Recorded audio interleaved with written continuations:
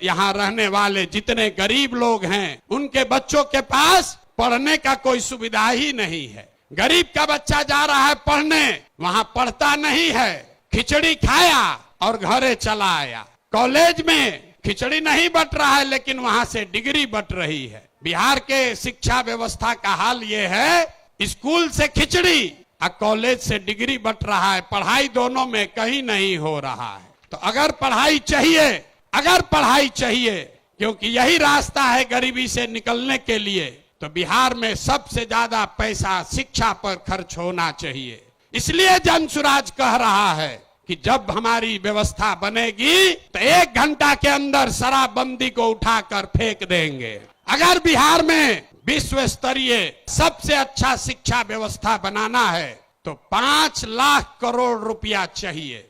5 लाख करोड़ रुपया चाहिए अगले 10 वर्ष में, तो देश का सबसे अच्छा शिक्षा व्यवस्था बिहार में बना दिया जाएगा।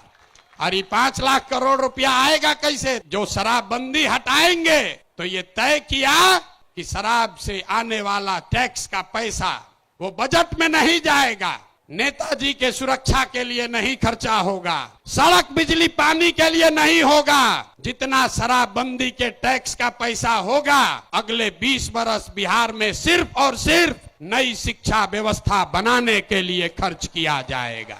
अब समझ में आया काहे हटाना चाहते हैं? हर बरिस 20,000 करोड़ रुपया शराबबंदी के चलते नुकसान हो रहा है, तो 20 बरस के पैसे को, शराब के टैक्स को अगर आप नई शिक्षा के व्यवस्था के लिए खर्चा करें तो 4 लाख 5 लाख करोड़ रुपया बिहार के बच्चों के मुस्तकबिल को बदलने के लिए उपलब्ध हो जाएगा। हम ये नहीं कह रहे हैं कि शिक्षा व्यवस्था बनाएंगे, उसका रास्ता भी आपको बता रहे। 5 लाख करोड़ रुपया जुटाएंगे इसी बिहार से और ऐसी शिक्षा व्यवस्था बनाएंगे कि पूरे देश से लोग जैसे नालंदा विक्रमशिला में पढ़ने आते थे वैसे यहीं पर पढ़ने आएंगे, तभी बिहार ज्ञान का भूमि फिर से बनेगा।